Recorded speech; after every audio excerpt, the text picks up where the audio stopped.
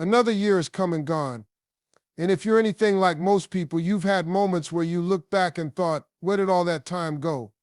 Why didn't I do the things I said I would? Why do I feel like I'm standing still? The truth is, life doesn't wait. It doesn't pause while we hesitate. It doesn't rewind when we mess up. It moves forward, whether we're ready or not. When people talk about success, they often focus on money, status, or material things. But the truth is, the most valuable currency you will ever have isn't in your bank account, it's time. Time is the one thing we all get in equal measure. Every single person on this planet wakes up with the same 24 hours in a day. It doesn't matter how rich, famous, connected, or talented you are. You can't buy more of it. You can't rewind it. You can't stretch it. And once it's gone forever. And yet we treat time like it's unlimited. We scroll for hours on our phones, binge watch shows we don't even enjoy, delay our goals and convince ourselves we'll get to it later. We keep pushing dreams to the side, thinking we'll have more time tomorrow, next week, next month, or next year. But that someday you keep talking about, it's not a real day on the calendar. Here's the uncomfortable truth. You don't know how much time you have left. None of us do. You could have 50 more years or 5. And while that might sound dramatic, it's not meant to scare you. It's meant to wake you up. Because the biggest tragedy isn't running out of time. The biggest tragedy is wasting the time you have. Think about all the things you say matter to you. Your passions, your goals, your family, your health, your happiness. Now ask yourself, how much actual time are you giving to those things? Are you really living in alignment with your values? Or just surviving your routine? If someone looked at your schedule, your habits, your priorities, would they know what you truly care about? Or would they just see a life on repeat? Time doesn't wait for the perfect moment. It doesn't stop because you're tired, or because things are hard, or because you're scared to start. It keeps ticking, whether you use it intentionally or waste it without realizing. You can always earn more money. You can rebuild relationships. You can reinvent your life. But you will never ever get back the time you've already spent. So the question isn't, do I have enough time? The question is human nature to seek comfort? We like routine. We like familiarity. We gravitate toward what's predictable, what's safe, and what doesn't require too much risk. And that makes perfect sense. Our brains are wired for survival, not success. But here's the problem. Growth doesn't happen in comfort zones. It never has, and it never will. Everything you want, every goal, every dream, every breakthrough is sitting just outside of that warm, safe place you've built for yourself. And yet most people stay stuck inside their comfort zone, not because they aren't capable, but because stepping out of it feels terrifying. It's uncomfortable to try something new. It's scary to fail. It's awkward to start at zero. So instead we settle. We stay in jobs we've outgrown, in habits that drain us, in lifestyles that don't excite us, just because it's easier than facing the unknown. We convince ourselves we're being smart or patient, but deep down we know we're just avoiding discomfort. Here's the truth. No one wants to say out loud, comfort is the silent killer of potential. It lulls you into a false sense of security. It tricks you into thinking you have time. It makes you forget that every person who ever achieved something extraordinary had to first feel incredibly uncomfortable. Think about it. Every new skill you've ever learned, riding a bike, speaking in public, learning a language, going to the gym for the first time, it all started with uncertainty, awkwardness, struggle. But you pushed through it. You got stronger. You adapted. That's how growth works. The version of you that you're dreaming about becoming, that version doesn't live in your current comfort zone. That version is on the other side of fear, embarrassment, hard work, and yes, temporary discomfort. But if you're willing to lean into it, to step outside the safe zone even when you're scared, you'll discover something incredible. You are capable of far more than you've given yourself credit for. Your comfort zone may feel like a cozy blanket right now, but if you stay there too long, it becomes a cage. And the longer you stay in that cage, the harder it becomes to even imagine life outside it. Because comfort over time breeds complacency. And complacency, we all have reasons. Reasons why we didn't start, reasons why we gave up, reasons why we can't do it right now. But let's call it what it really is. Most of the time, our reasons are just well-polished excuses. They sound convincing. They sound logical. They sound responsible. But deep down, we know the truth. We're using them as shields.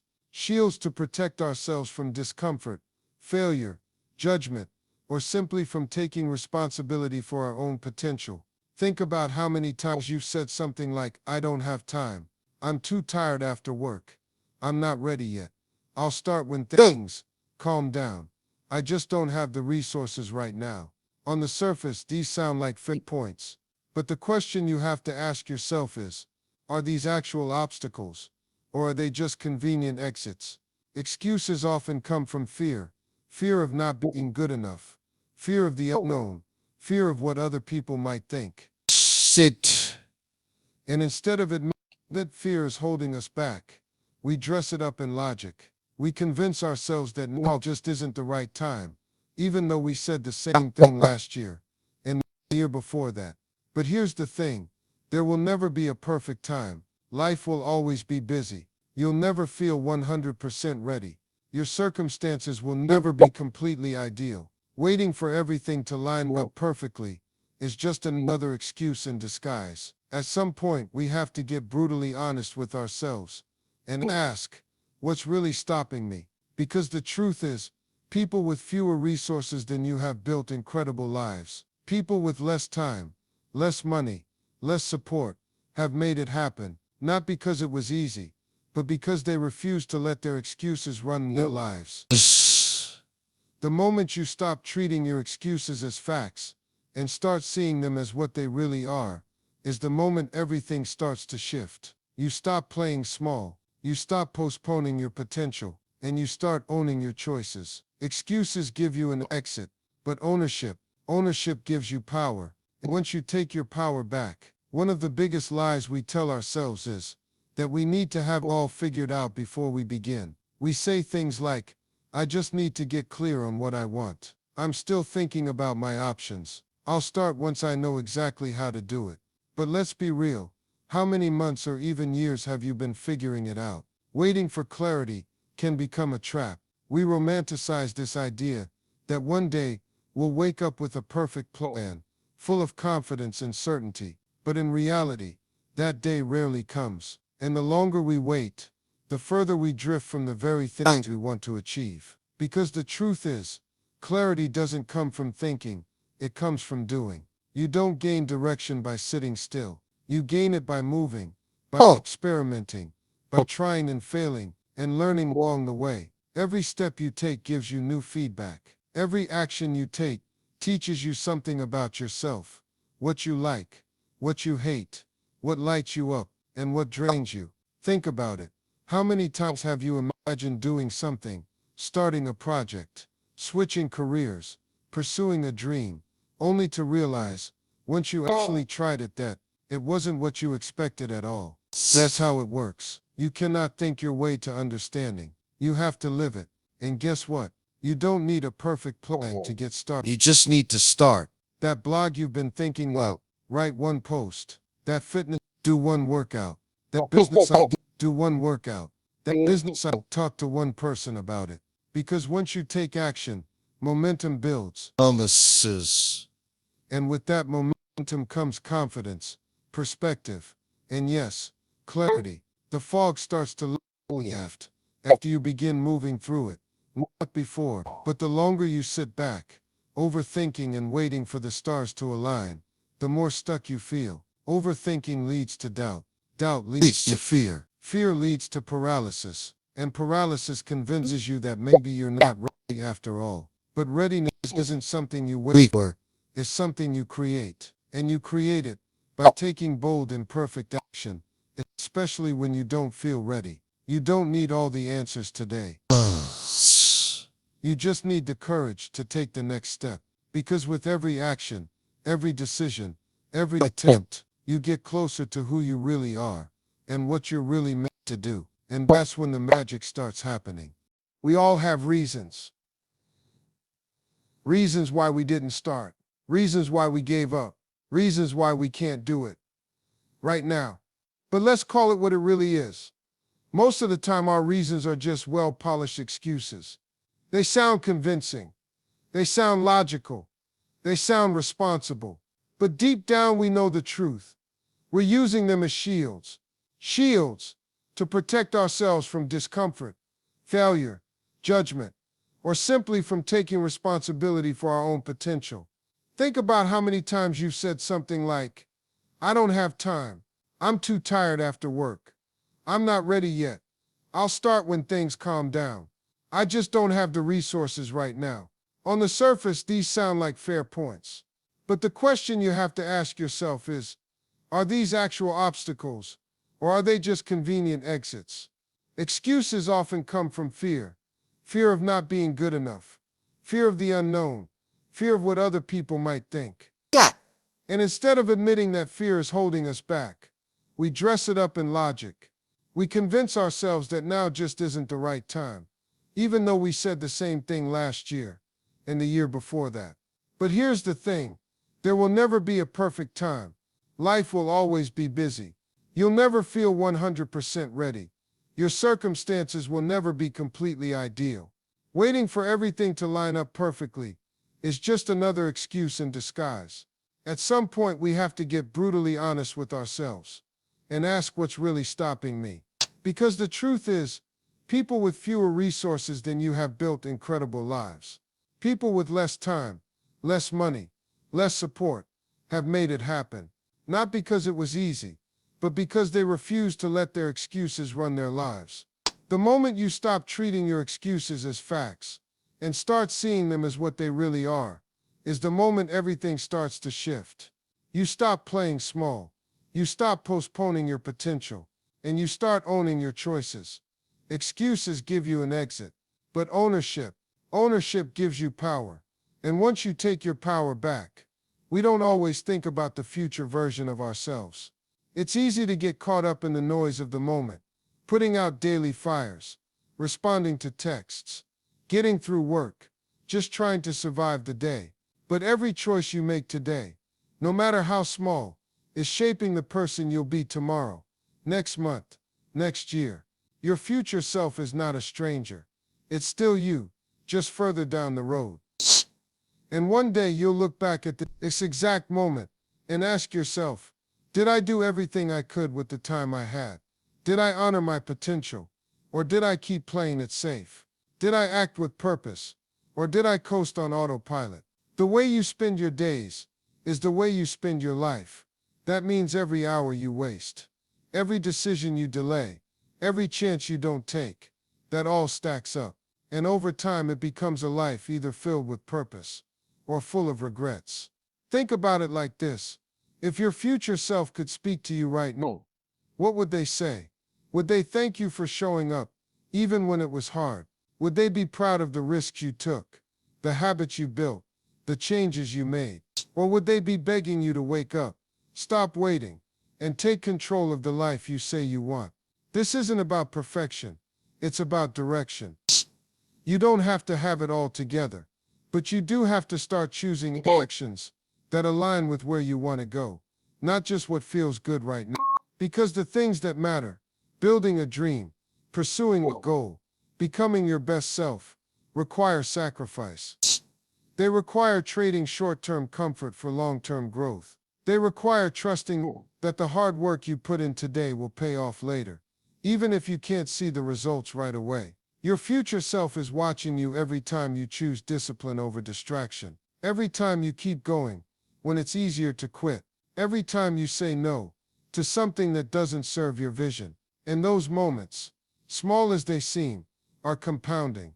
They're stacking into something meaningful, something powerful, something that future you will look back on and say. When people imagine transformation, they often think in extremes: a total life overhaul, a dramatic leap of faith, a go big or go home moment. And while those big moves make great headlines and motivational montages, the truth is, real, lasting change almost never looks like that. More often than not, real change is quiet, subtle, and unglamorous. It's waking up early even when no one's watching. It's choosing the gym over the couch, the journal over the scroll, the water over the soda.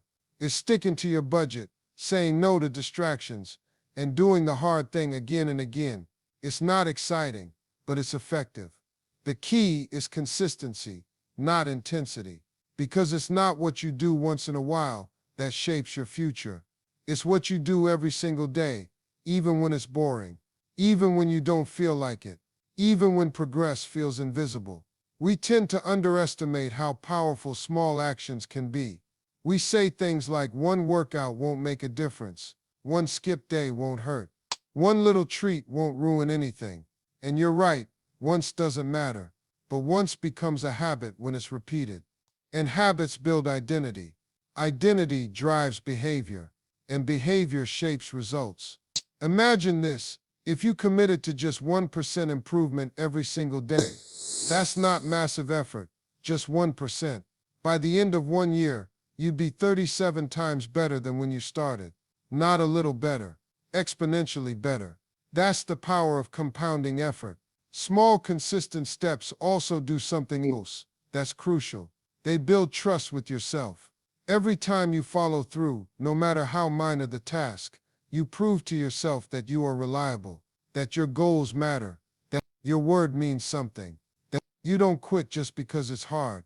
It creates internal momentum, and with momentum, your actions become habits, and your habits become your lifestyle.